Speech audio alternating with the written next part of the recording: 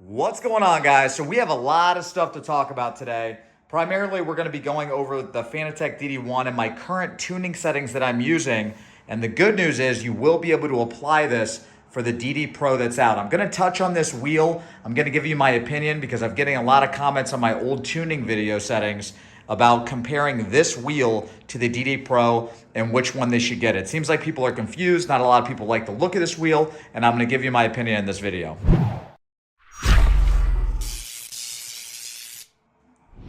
All right, so let's just get the elephant out of the room and talk about the look of the DD Pro, okay? I know I keep seeing people saying they don't like the look, the shape, and all that stuff, and that it's just a replica of the TGT, which it is, but guys, that's not really a bad thing. I think it's fantastic the way it looks. I think polyphony had a lot to do with this design. Keep in mind, having those knobs on there for fuel mapping and brake bias, that's really gonna make it enjoyable for Gran Turismo 7. You have to keep in mind it's designed this way for the functionality of Gran Turismo to make it a lot easier for the player. So for me, using this DD1, this is the stock wheel that comes with it. I do have another rim right there, but I don't really use this one that one's only for PC because you notice I don't really have any buttons on it. So I only use that one for PC. But when I'm playing Gran Turismo on this, and even when Gran Turismo 7 comes out, I don't really have an easy way to adjust, brake bias or fuel mapping like you're going to be able to have on the DD Pro. Now, before I get into my tuning settings and let you know what they are so you can apply them, I do want to point out, guys, that keep in mind this is the premium bundle, right? This is $969. This is US $969 for this. You get the upgraded 8 Newton meters. I guess they're giving you a bigger power supply that you see right there to make it a little bit more beefy. You get the load cell. So the best package is $969. You can get the cheaper version for $699. Now, that's with pedals, okay? That's not bad. I mean, if you get 8 Newton meters for $969 with a load cell, this right here is still like $1799 just for the base and the rim. Now, there is something that I want to touch on, okay?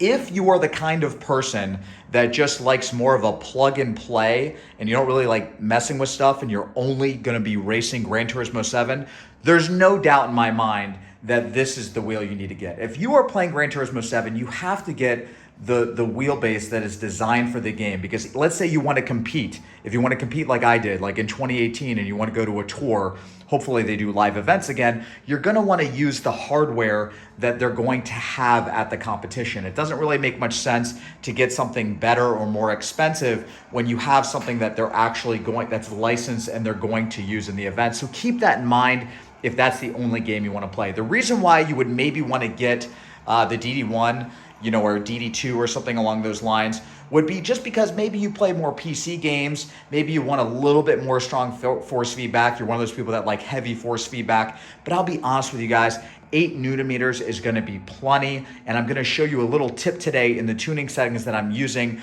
that you will be able to apply with the DD Pro, and I guarantee you'll be able to get plenty out of it. Okay, so the first thing we're going to look at here, and I imagine that the settings in Gran Turismo 7 are probably going to be almost identical to what they're using here. I mean, it might be slightly different, maybe different wording, but I don't expect Gran Turismo 7 to have tons of force feedback settings because they just want to keep it simple, right? So if you go here, we're going to go in the settings, we're going to go advanced, and you're going to look at force feedback max torque. Now you can see I'm running 10-8 here. Now I don't always run 8 on my sensitivity. I fluctuate between 8 and 1. Sometimes it's low, sometimes it's high. I was actually just doing a bit of testing at 8. That's why I have it at 8. But that max torque that you see right there, I always have max torque at 10. And I'm going to explain why. I used to not do this.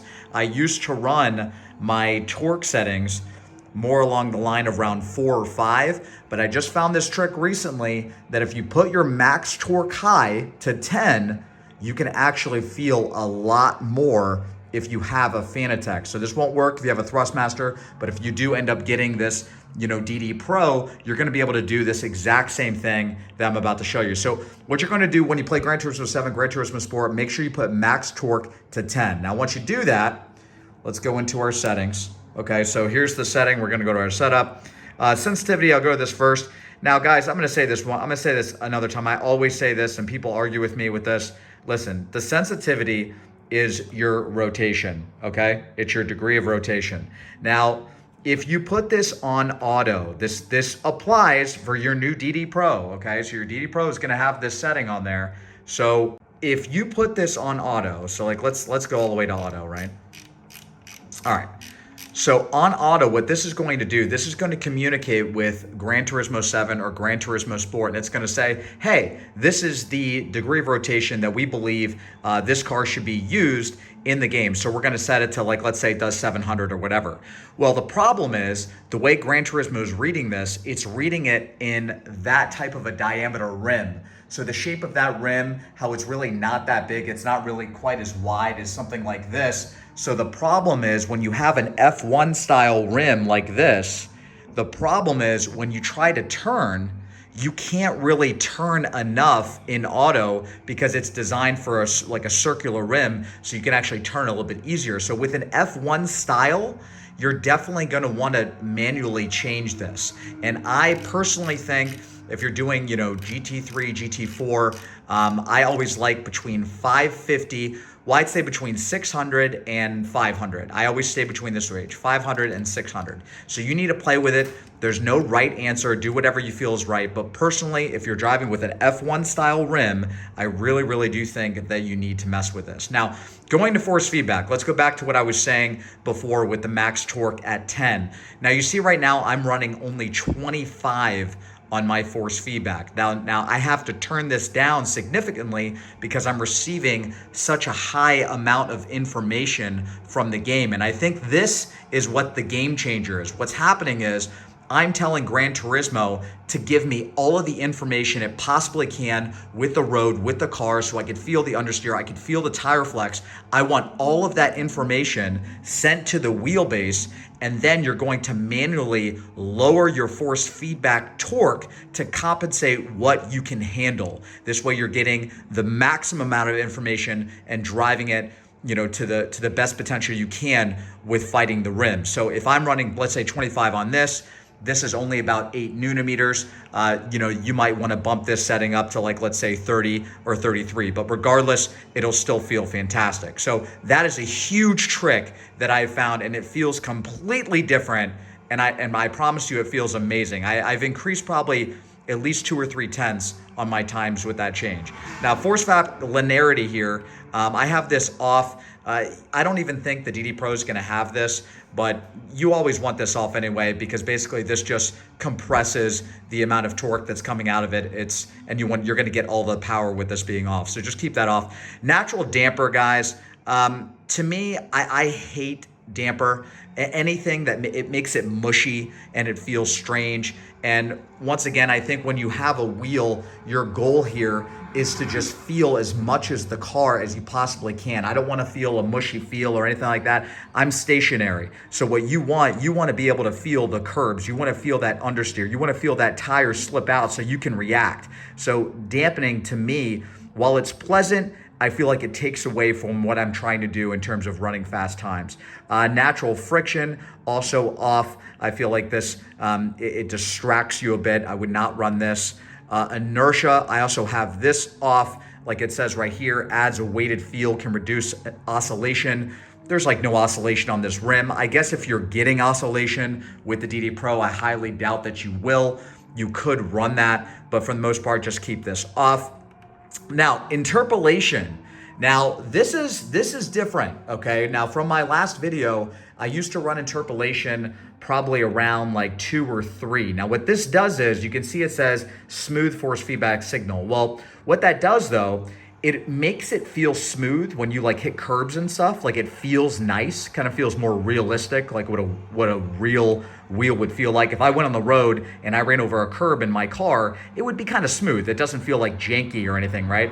That's what that does. It makes it a little bit smoother. So it's okay if you want to use this, but personally, I would turn it off because I want it to be violent. I want raw force feedback. I want to feel like, I want this thing to just like shake so I can like freak out and react a little bit quicker. That's my personal opinion. I would not run interpolation. Force feedback intensity. This is another change that I made. I noticed that with the torque, being at max in the game. So whatever game you're playing, Gran Turismo 7, Gran Turismo Sport, I noticed that clipping could slightly start happening if you turn this up a little bit too high. So I run this at 60. I used to run it at 80, but I found that this was a pretty good balance. If you're starting to feel a little bit of clipping by some chance, you could just tone this down a little bit. I think 60 is definitely that sweet spot. Force effect, you definitely want to have this 100. Once again, you're communicating with the game. You want to be able to feel as much as you possibly can. Spring effect, absolutely have this off. This is more for, I'd say, like drifting or something. The effect is supposed to make the wheel turn back the opposite way quicker or whatever. I don't know. This just feels a little bit weird to me. I've used it. I've tried it in like other games like ACC and stuff, and it's just a bit strange. Damper, we've already gone over damper. Same type of thing. Not a fan of damper. I do not think that you need this. You can do it if you like that smooth feeling, but in terms of just trying to be quick and being fast, you don't need that. Brake level indicator. Okay, so what this is, I run this at 80. Now, if you do not have these pedals, okay, I'm running the CSL, what are these, the V3s? I'm running the V3 pedals. If you don't have a load cell, but if you do get this one, you will have a load cell. This only applies with a load cell. So what this does is, actually, wait a second, no. This will only apply for the V3s. I just corrected myself. So this creates a vibration in the V3 pedals once you hit 80%. So I can choose, I can go down on this and say I want 70, right? So that means 70% brake pressure, I will get a vibration with these pedals. So actually, you guys aren't even gonna have to worry about that, because if you get this set, this isn't really gonna apply to you. That's only for the V3s. All right, so moving past this shock vibration, that is off. This is something with the wheel. I don't have a wheel that uses this feature. I guess you can get vibration in the wheel. I don't really know anything about that. I've never even used it before. MPS function, you want to keep that on auto for sure. Now your brake force. Brake force, guys, all this is with your number is if you have a load cell, which I have here, and then if you get the load cell here, all that means is how much brake pressure is applied, how hard you need to push to get max brake. All right, guys, well, I hope you got something out of this video. I hope I was able to kind of give you a good idea of what to do when you get your DD Pro, or if you decide to get a DD1, or if you already have a DD1. I hope this does help. And even if you do have even something like this, the CSL Elite, you can go into those tuning menu settings and do something similar like I showed you today. And by the way, before I go, I want to say thank you to all the new subs. It's been nice seeing all you guys. I appreciate the likes on my last video. You guys have really been great, and I've been having a good time streaming again. So I'll see you guys soon. Remember, streams on Tuesdays, and you guys take it easy. See you next time.